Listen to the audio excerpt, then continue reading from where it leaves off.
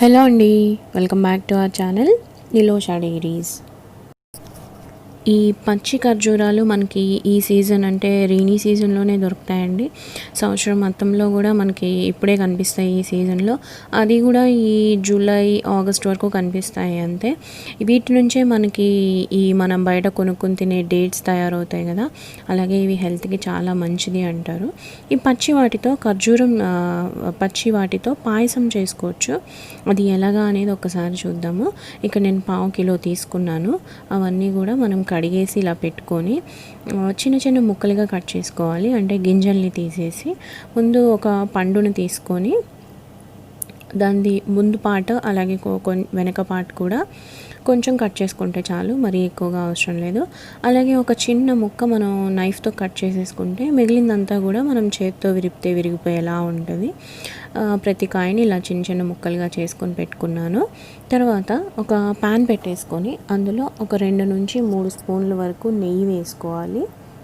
నెయ్యి వేడవంగానే ఇలా మనం కట్ చేసి పెట్టుకున్న ముక్కల్ని వేసేసుకోవాలి. ఇలా ముక్కలు తినలేము, ఇష్టం లేదు అనుకుంటే కనుక ఒకసారి మిక్సీ జార్లో వేసుకొని కచ్చాపచ్చాగా గ్రైండ్ చేసేసుకొని ఆ పేస్ట్ కూడా వేసుకోవచ్చు, అది మన ఇష్టము. ఇలా మూత పెట్టేసాము అంటే ఒక 5 నిమిషాలకి మనకి అందులో నుంచి కొంచెం వాటర్ బయటకు వస్తూ అవి కొంచెం కలర్ చేంజ్ అవుతూ అలాగే మెత్తబడుతూ ఫ్రై అవుతాయండి. మనకి కొంచెము ముడుచుకుపోయినట్టు అయిపోతాయి అన్నమాట. అప్పుడు బాగా ఫ్రై అయిపోయినాయి అంటే బాగా ఉడికిపోయింది అని అర్థము. మనం ఒక్కసారి ఒక ముక్కని ఆ చేత్తో కొంచెం చూసుకున్నాము అంటే అది ఉడికిందా లేదా అనేది మనకు అర్థమైపోతుంది. సో అట్లా ఉడికింది అనుకున్నప్పుడు మనం ఇప్పుడు అందులో షుగర్ యాడ్ చేసుకోవాలి. ఇంకా 250 గ్రామ్స్ కాబట్టి నేను ఒక 40 గ్రామ్స్ షుగర్ వేస్తున్నాను. ఈ పండ్లు కొన్ని వగరుగా ఉంటాయి, అలాగే కొన్ని కొంచెం తీయగా ఉంటాయి. దాన్ని బట్టి షుగర్ని చూసుకొని తర్వాత అడ్జస్ట్ చేసుకోవచ్చు. ఒక 5 నిమిషాలకి ఇలాగ షుగర్ కాస్త మెల్ట్ అయిపోతుంది. తర్వాత ఒక 1/2 లీటర్ వరకు పాలు పోసుకోవాలి. పాలు వేసాక మనం ఒకసారి దాన్ని మొత్తం అంతా కలిసేలాగా ఒకసారి తిప్పేసుకొని మూత పెట్టేసి ఒక 10 నిమిషాలు అలా వదిలేయాలి. అప్పుడు పాలల్లో బాగా ఉడుకుతాయి అన్నమాట. మీన్వైల్ మనం ఇక్కడ డ్రై ఫ్రూట్స్ అంటే జీడిపప్పులు 4, బాదం పప్పులు, అలాగే కొంచెం పిస్తా, అలాగే 2 యాలకులు, కొద్దిగా ఓట్స్, ఇవన్నీ ఒక మిక్సీ జార్లో వేసుకొని పౌడర్ లాగా గ్రైండ్ చేసుకోవాలండి. తర్వాత మనం మూత తీసి చూస్తే కొంచెం పాలల్లో అది దగ్గరికి ఉడికిపోతుంది.